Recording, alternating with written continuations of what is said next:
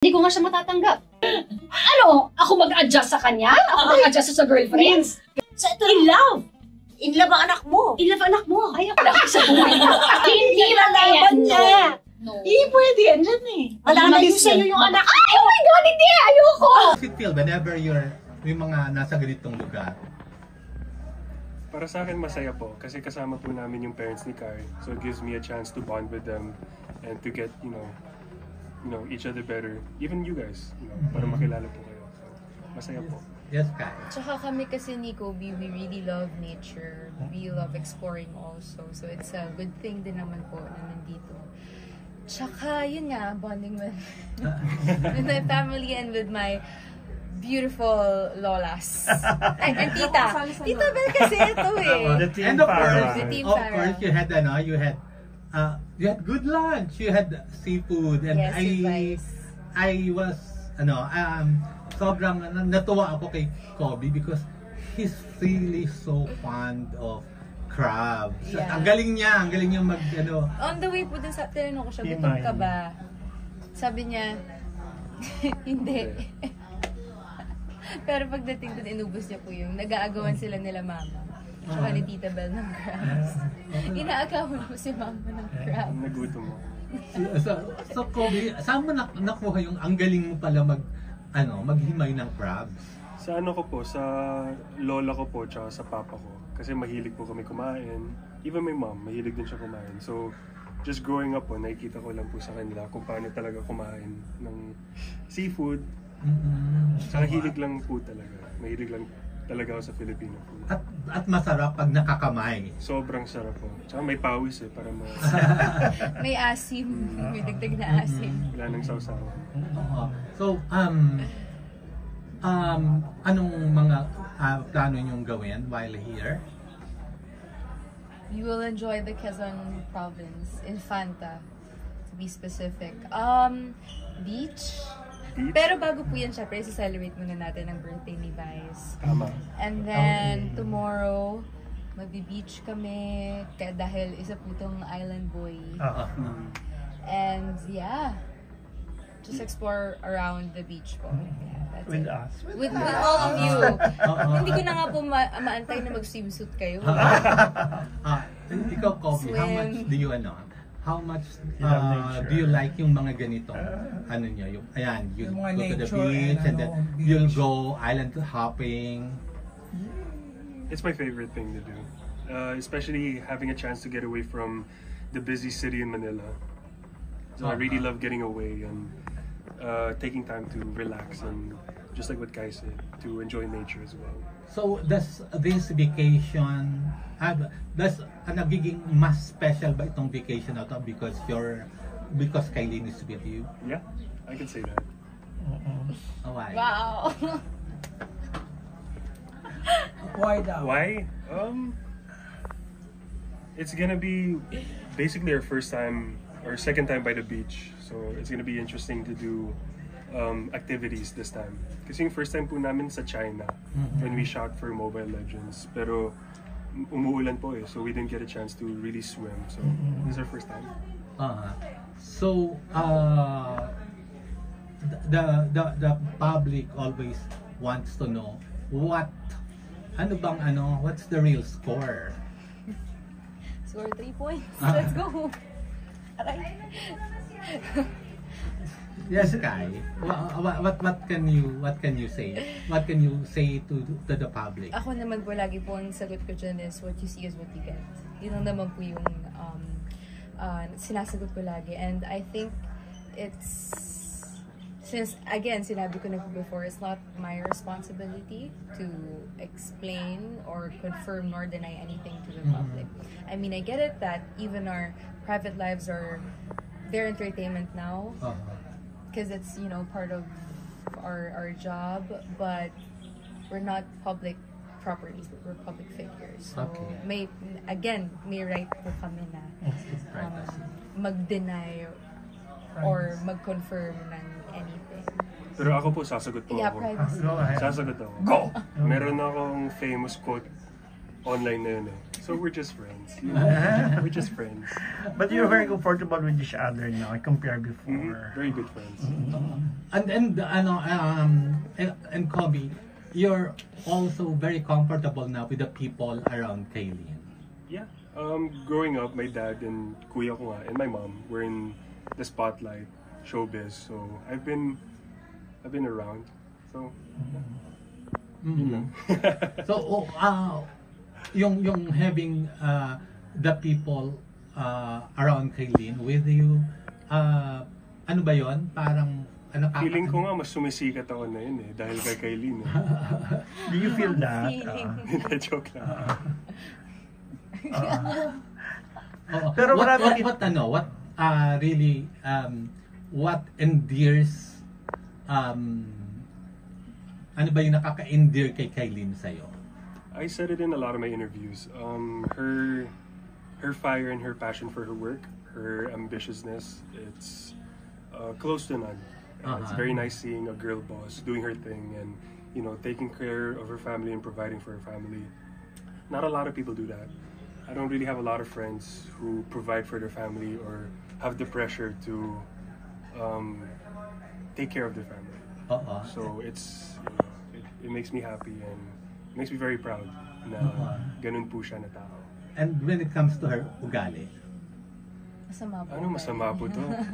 Sa camera lang talaga mabait. Joke lang.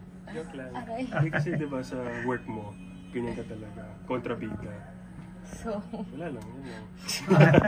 Well, Ganun ka. okay. Di ba, Hindi, joke lang. di ba pag mga kaibigan, meron din terms of endearment. Kayo, magkaibigan. Good friends, actually. friends. Friends. Frenny. Okay, and what endears Kaylin to you physically? Ano po? Physically. What do you like most about her?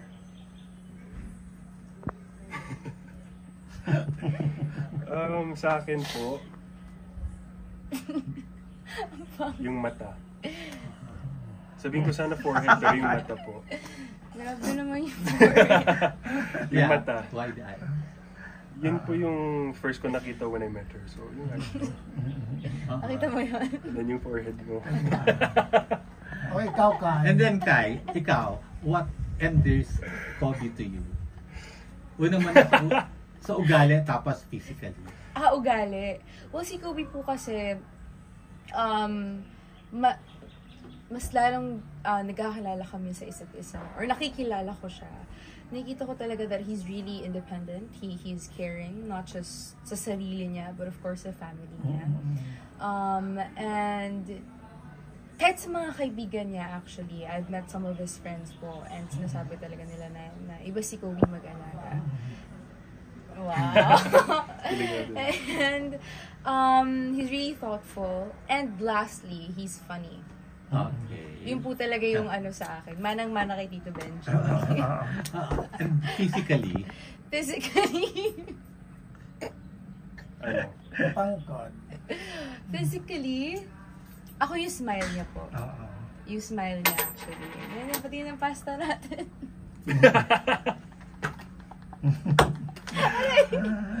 Hindi siya. Okay, that's Bawi why. lang, bawi lang. Kaya we can see and we can sense na iba yung happiness mo ngayon. Opo. Kasi tropa po talaga. Talagang parang Mga tropa. parang you have found someone that who will always make you smile and just be happy and joyful. Oo naman po. Pero minsan nagiinis. Minsan, most of the time.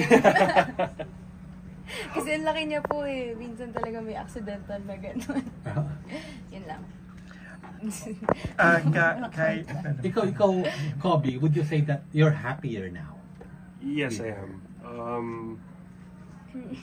Kulang na lang talaga ma-meet ng mom ko si Kai. And my mom's in Europe right now, so hopefully when that day comes, I'll be happier. But you have told your mom about Yeah, we've had various FaceTime calls. So, anong sabi niya? hi, hello, how are you? Alagaan mo yung ano mo. Sugat mo. Anong comment niya kay Kai? Wala naman comment. She expresses to me how much she's excited to meet her. So, It excites me as well. Because I haven't seen my mom in a while. Last time I saw her was Amsterdam. Ikaw naman kay, siyempre si mama at si papa, nandyan, na-meet na nila si Kobe. What do they tell you about him? Anong comment nila? Lakas daw po niya kumain. Hindi, si Papa po kasi hindi siya ma-affirm by words. As long as nakita ko at si Kobe at si Papa po na nagbabond and they're laughing, that's parang a confirmation for me na parang, oh my gosh, in fairness, nagkakasundo sila. And not just my father, but even my brothers po. As in, galaro sila ng pusoy dos. And, yun, nagbabond sila. Si mama naman po, si mama sa ano siya eh. Hindi po kasi ma-words talaga yung pamilya ko eh. Sa tingin si mama, pag tumitingin si mama, pagramdam ko na pinagkakatiwalaan ni mama na like, lumabas po kami like movie or brunch or dinner, din ko po nararamdaman na parang, okay. Pwede na. Kobe and Kai from China to New York, you've been together and some provincial togetherness. So, ano yung mga best discoveries nyo sa may mga red flags ba? Or Green flags lang. Oo, green flags ba lahat and all? In all honesty, Okay. Yung sa akin, dun ko talaga nakita na matakaw talaga si Kai. Dun sobrang saya ko kasi sobrang hilig ko rin kumain eh. So yeah, matakaw siya. Red flag daw. Red flag. Nagagalit siya pag di ako nagsashare ng pagkain. Sa akin yan eh, ba't mo kukuha ng pagkain? Hindi naman yun sa New York. Yeah. Yun lang. Ikaw, Kai. Ano pa? Si Kobe Green, red flag muna tayo. Ang red flag ni Kobe, indecisive. Ako lagi pinapapili niya. So parang ako yung, ikaw naman. Green flag, parang wala. Char.